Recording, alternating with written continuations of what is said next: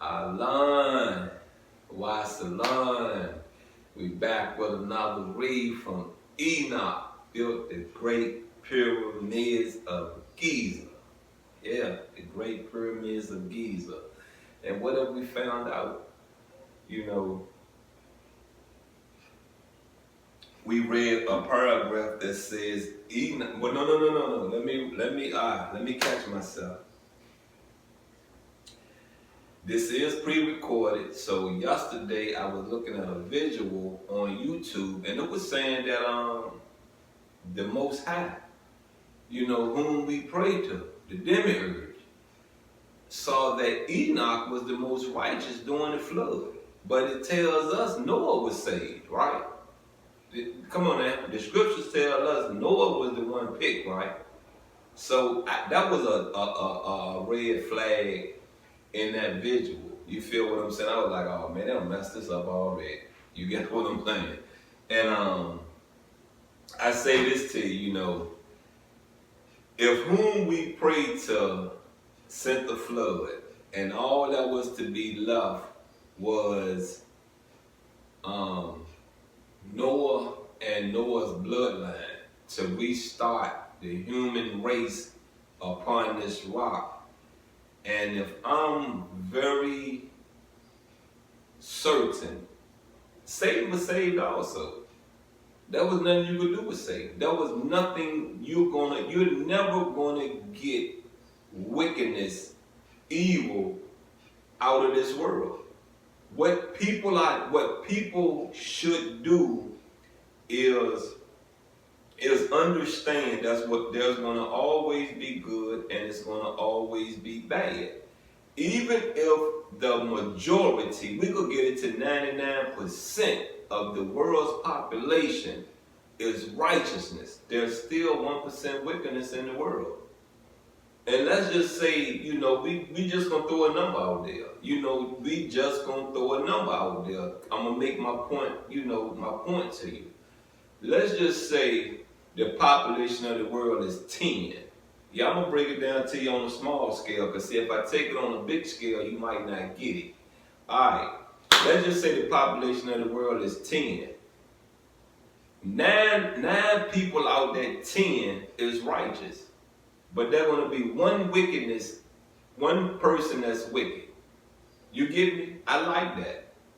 That go with the 80-20 rule when you're dealing with a woman or a woman dealing with a man. I like that. It's 9 people in the world good, and there's one person in the world that's wicked. But see, you're never going to get wickedness. You're never going to get evil out of the world. So somebody got to do it, right? Somebody got to do it. Let Satan do it. You understand me? Let Satan do it. You ain't got to do it for Satan. Let Satan do it. You get me? When you pray, you need to put in your prayer, you go, Satan. You go. Let's just say it's Enoch. You go, Enoch. You go, Amen Ra. You get what I'm saying? You go, Lucifer. Cheer him on. You get what I'm saying? And I guarantee you, this earth we live on, this rock that we have lived on for centuries, will have the best. And when I say fruit, I mean the best knowledge given to the masses of the generations to come. You get me? To the masses of the generations to come. Come on, let's get into Enoch. Built the great pyramids of Giza, and we're in chapter 2. The cosmic battle unveiled. In the annals of ancient texts, the connection between the book of Enoch and the Bible unveils a cosmic battle that transcends the boundaries of time and space. As we dwell into the intricacies of this narrative, we find a thread woven through the fall of the Watchers, the Nephilim, and the continuous struggle for the messianic lineage. The books of Enoch, particularly the first and second, dedicate significant attention to the fall of the Watchers. You get me? The fall. They were sent here to watch over mankind. To watch over mankind because there was so much wickedness in the world. These celestial beings dispatched to earth to watch over humans succumb to the allure of human women, led by the Samayaza.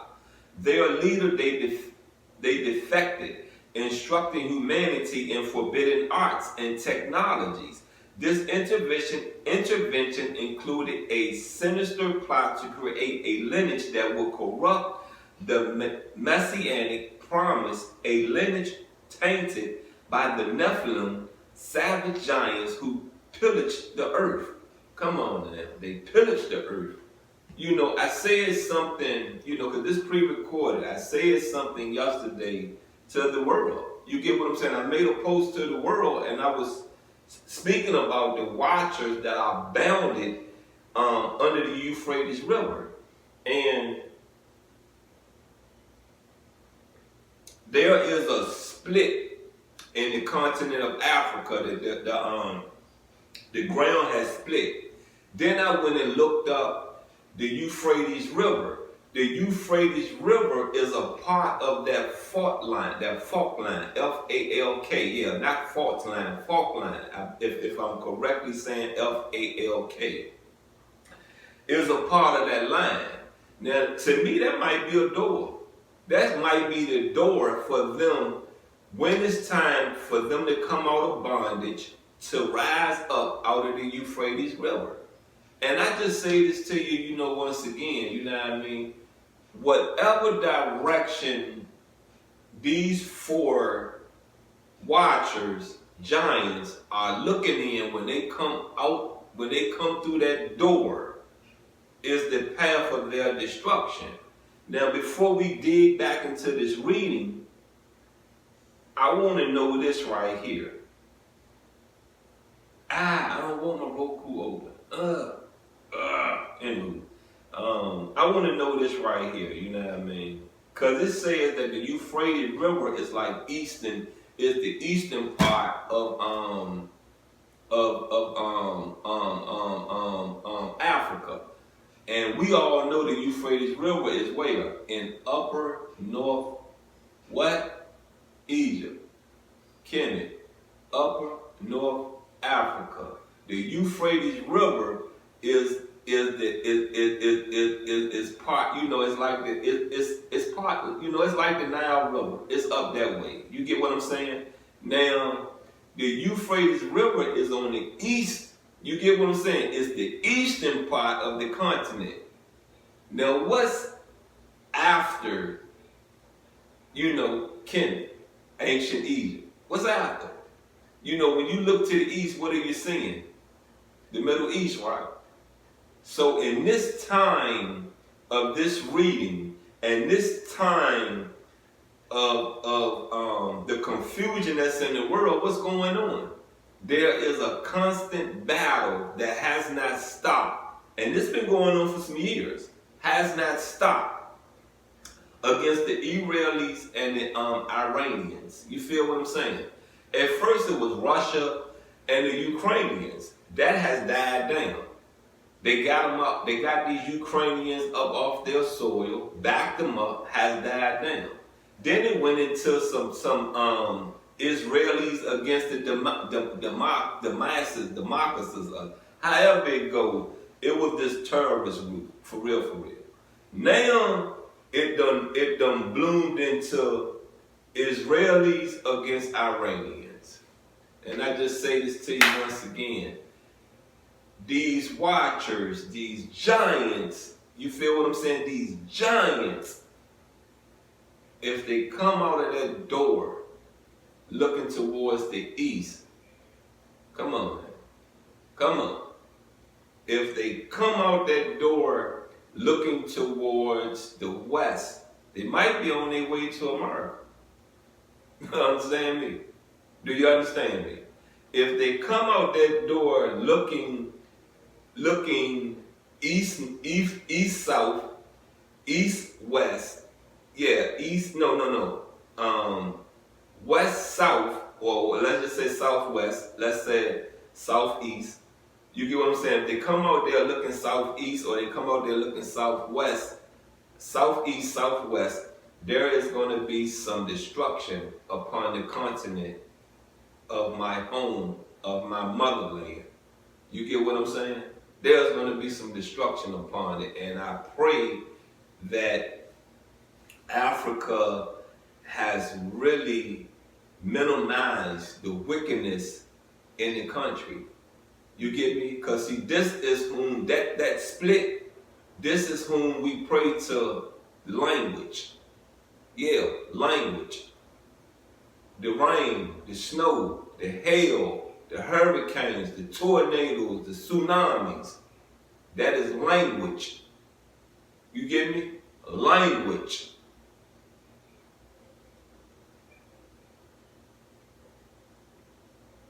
The inbreeding project orchestrated by the dark forces aimed to hijack the messianic lineage, introducing impurity into the human bloodline. Come on now.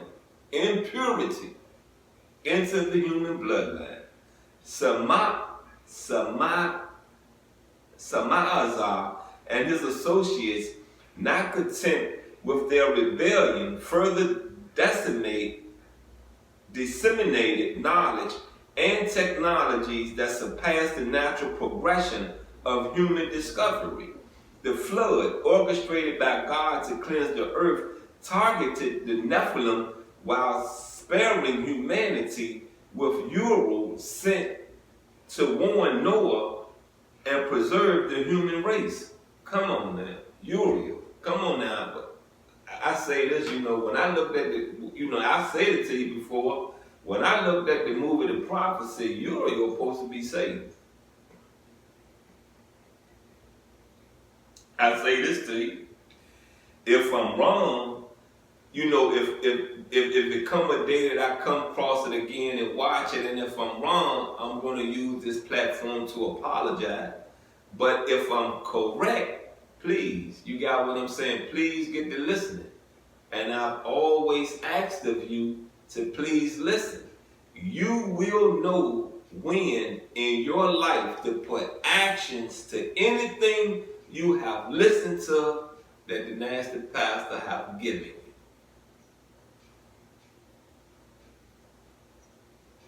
Post-flood, God's commandments to the Israelites against interracial marriage, as outlined in Deuteronomy 7:3-4, reveal a divine effort to safeguard the purity of the messianic lineage. The adversary, relentless in his attempts to thwart the divine plan, sought to infiltrate this lineage through impurity. The connection between scriptures and purity laws underscores the cosmic struggle to maintain the sanctity of the bloodline, leading to the awaited Messiah. Leading to the awaited Messiah. And at that time, the Messiah would have been Jesus. The next coming would have been Jesus, or the next coming, would have been, as the Muslims say, Muhammad. You feel what I'm saying? I'm not going to say Muhammad not a messenger, not a Messiah. I'm not going to do that to Muhammad. I don't care what religion or culture Muhammad came up under. I'm just not going to say that Muhammad is not a messenger, and I'm not going to say that Muhammad is not a Messiah. The man preached a good word. You get what I'm saying? He preached a good word.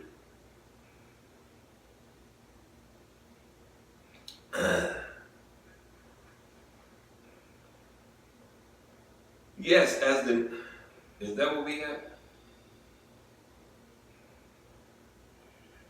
Is that what we have? Okay.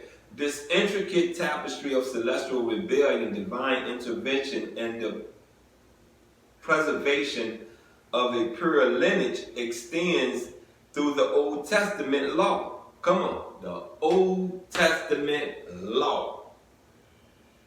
Leading up to the advent of Yeshua. Now we know Yeshua is Jesus, also known as Jesus Christ.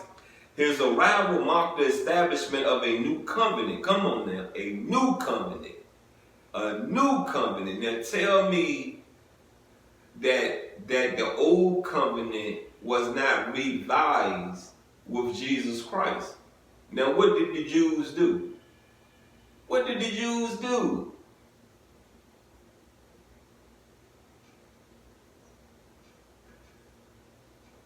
A pivotal moment in the cosmic narrative, the promise of everlasting life for those who believe in him, and the identification of believers as sons and daughters of Abraham from the line of the tribe of Judah signifies a redemptive shift.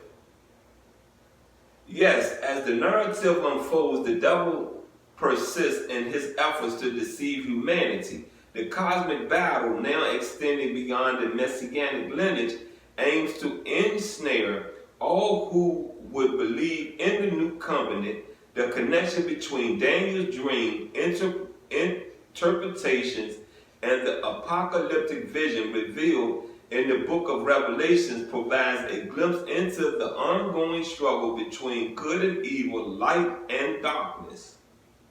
Now, Sodom and Gomorrah was before. Won't Sodom and Gomorrah? Let's look this up. That way I ain't saying nothing wrong. Babylon being destroyed. Was it before or after Christ? Babylon was destroyed after the Antichrist in the biblical history, in the biblical prophecy. The destruction of Babylon is often associated with the Antichrist, as it symbolizes the end of false religion and the establishment of God's kingdom.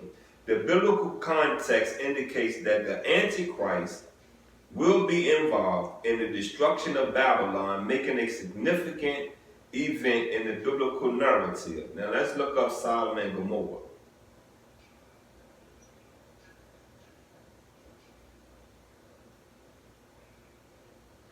Was Sodom and Gomorrah, 2 hours, destroyed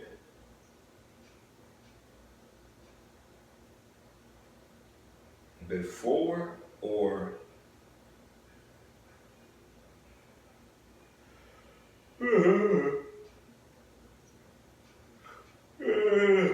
after Christ?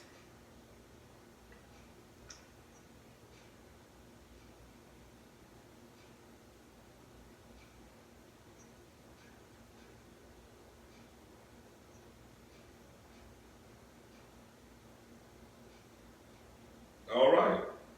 Sodom and Gomorrah was destroyed before Christ, because it's in Genesis. It's in the Old Testament. You get what I'm saying? What was there? What was there? The Persians came in later and killed off some of the Jews. You feel what I'm saying? Killed off some of the Jews. But what was really there? Two sides of the Jewish community, of the Jewish bloodline. You get me? You had the Palestinians and you had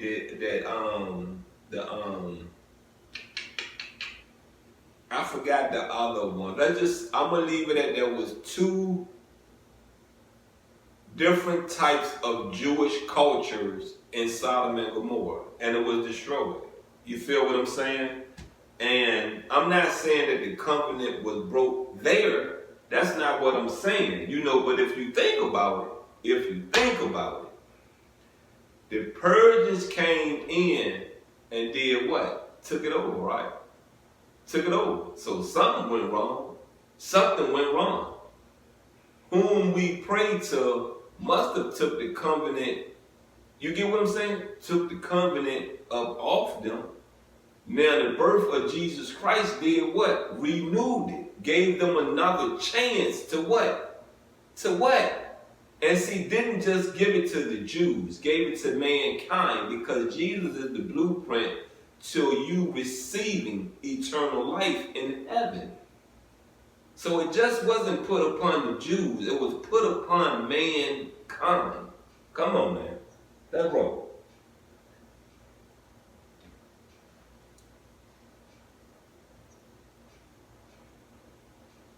Alright, where we at? Did I get to that? Yeah. Yes, as the narratives unfold, the devil persists in the efforts to deceive humanity. Does the devil not do that? Does the devil not? The devil is very adamant, very persistent in fooling mankind, right? Don't stop. It just don't stop. Do it. Just don't stop. That's my whole point. Wickedness is going to always be here. Evil is going to always be here, but you have to wake up, recognize it. Recognize it, because it continuously presents itself a different way. Continuously presents itself a different way. The cosmic battle, now extended beyond the messianic lineage, aims to ensnare all who would believe in the new covenant. Come on now. Ensnare all who believe in the new covenant.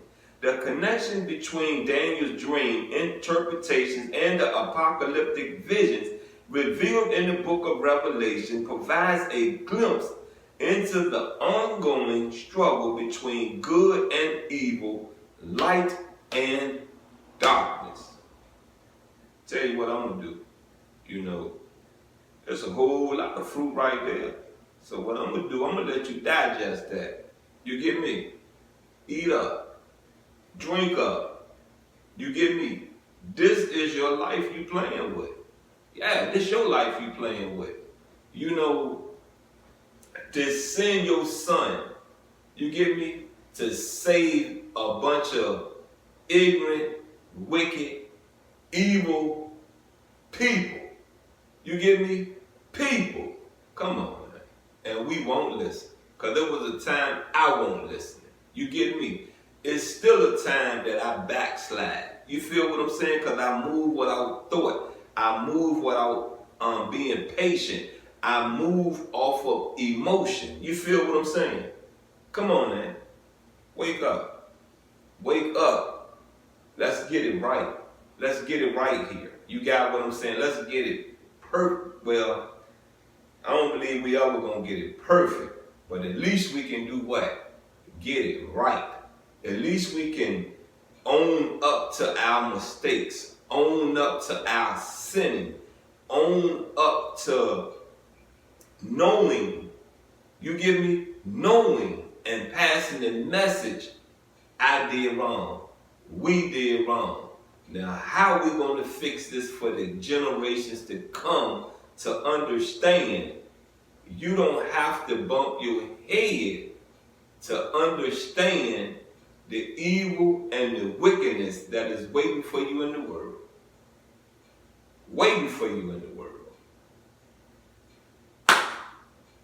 That's a part of the chapter 2. Enoch built the great pyramids.